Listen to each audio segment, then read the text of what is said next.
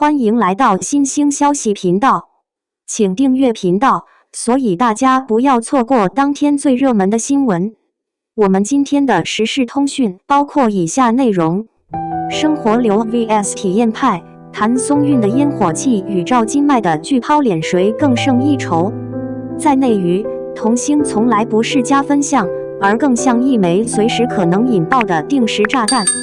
觀眾記憶過深，形象固化，成長節奏被全民圍觀，無數演員倒在長大了卻不被接受的轉型關口。但譚松韻與趙今麥恰恰在同一條賽道上，走出了兩條方向完全不同卻同樣成功的路徑。他們的差異不只是年齡、戲路或資源結構的不同，而是兩套幾乎對立的表演方法論，一套扎根現實生活，一套直面極端情境，一套強調共感，一套追求陌生化。這場生活流 vs 體驗派的長期對照，本質上是當下影視工業對女性演員價值模型的一次重新書寫。如果用一個關鍵詞概括譚松韻的表演體系，那不是少女感，而是生活感。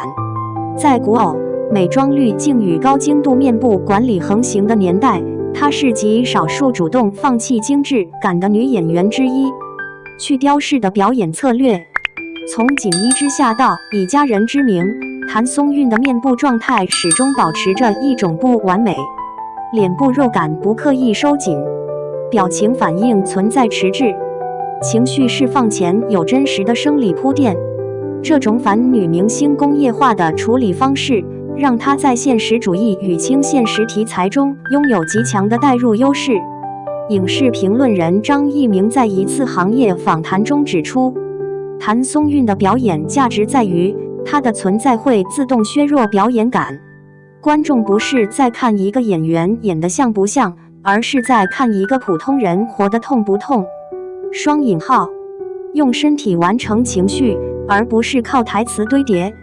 以家人之名中那場被反覆分析的情緒爆發戲，真正成立的不是哭腔，而是身體語言。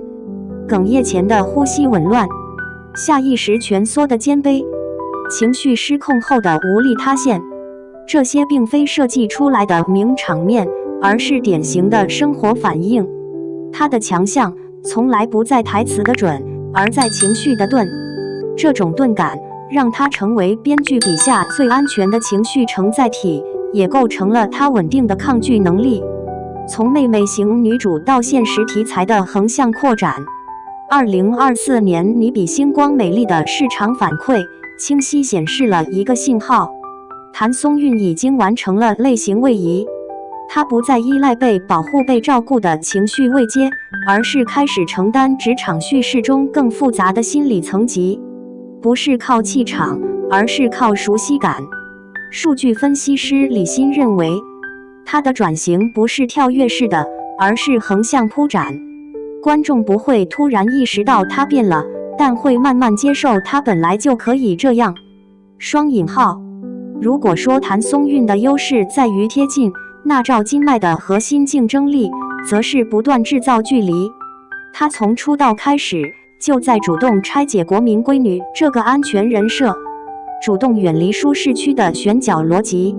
從巴啦啦小魔仙到流浪地球，再到開端，趙今麥的作品序列幾乎沒有重複的類型錨點。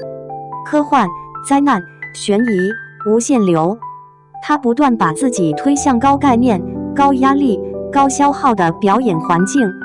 導演孫浩曾評價他不是等角色適配自己，而是逼自己去適配角色。這種演員一定會早熟，但也一定走得遠。雙引號，開端中的體驗派完成度。在開端中，趙今麥對恐懼的處理被認為是他職業生涯的分水嶺。他沒有選擇戲劇化的崩潰，而是拆解恐懼的不同階段：初期的不確定性，中期的認知混亂，後期的精神疲勞。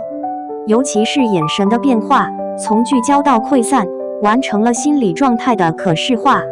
這類表演不討巧，卻極具專業說服力。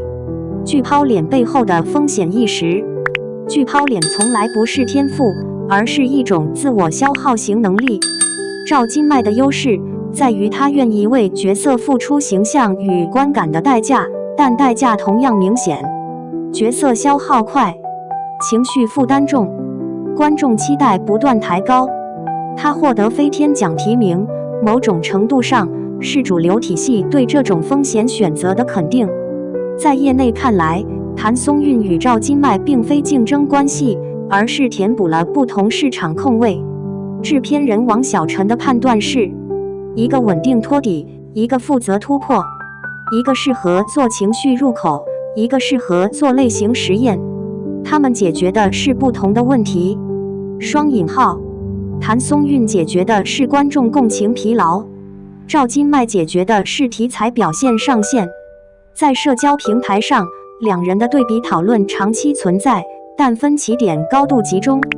支持譚松韻的聲音認為，她讓人相信角色真實存在，看她不累，不用被提醒在看戲，生活流才是國產劇剛需。支持趙今麥的觀眾則表示，她每一部都不一樣，敢演難的才是真的演員，年輕卻不靠臉吃飯。也有中立評論指出，一個適合陪你過日子，一個適合帶你看世界。雙引號，在影視工業內部，成功案例只有一個真正的衡量標準，是否具備可複製性。而從這個角度看，譚松韻與趙今麥的路徑呈現出完全不同的工業屬性。譚松韻模式高穩定性、低門檻模仿，但難以複刻上線。譚松韻的生活流體系看似親和自然，常被誤判為誰都能學，但實際上他對演員的基礎條件要求極高，情緒感知必須細密，表演節奏要貼合現實邏輯，不能有過強的表演欲。不少年輕演員嘗試類似路徑，結果卻容易變成沒戲感、沒存在感。表演指導周牧指出，生活流最難的不是演得像普通人，而是在普通狀態下仍然抓得住鏡頭。譚松韻是少數能在低強度表演中保持敘事張力的演員。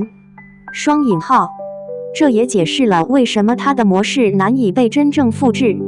能模仿外形和狀態，但很難複製穩定的情緒控制能力。趙今麥模式高風險、高消耗、低容錯率。相比之下，趙今麥的體驗派路徑在工業層面更像一場賭博。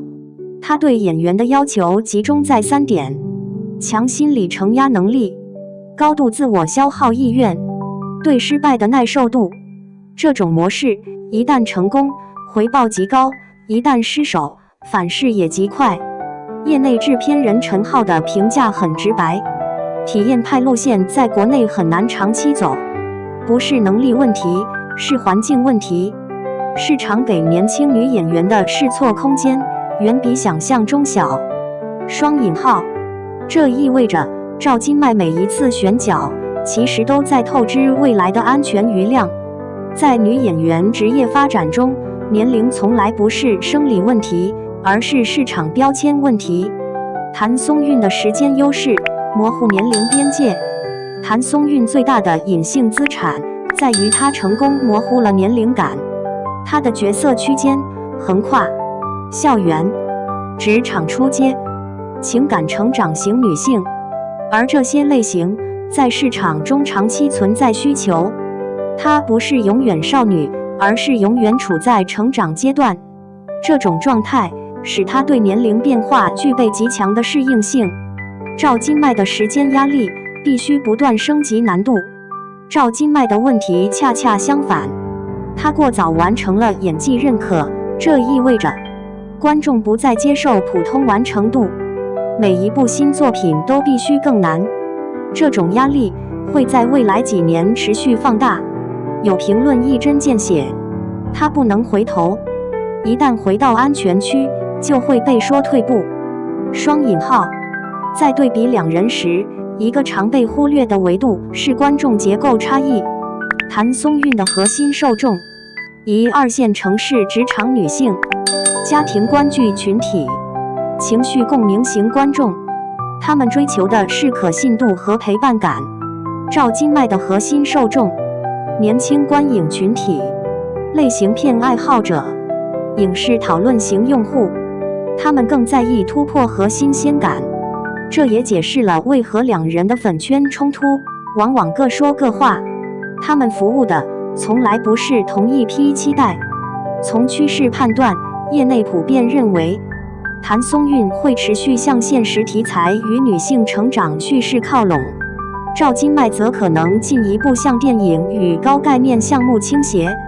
兩條路線幾乎不會正面衝突。影視策劃人林小南的判斷很明確，他們不會爭一個位置，市場足夠大，也足夠分裂。雙引號，終章，這不是誰贏了的問題。如果一定要回答誰更勝一籌，那本身就是一個偽命題。譚松韻贏在穩定與持久，趙今麥贏在銳度與可能性。在一個熱衷製造對立的輿論環境裡，他們的並行反而顯得難得清醒。真正值得被記住的，並不是某一次數據勝負，而是他們共同完成的一件事，把童星轉型從勵志敘事變成了一套可被討論、可被分析、可被學習的職業範式。在這個意義上，他們不是對手，而是樣本。結語：童星轉型的真正答案。譚松韻的鈍感與趙今麥的銳利看似對立，實則互為鏡像。在一個流量急速折舊的行業裡，他們共同證明了一件事：真正有效的轉型不是切割過去，而是技術升級；不是靠人設翻篇，而是靠作品累積厚度。當少女感不再是唯一通行證，當觀眾開始重新審視好演技的定義，他們的存在本身就是答案。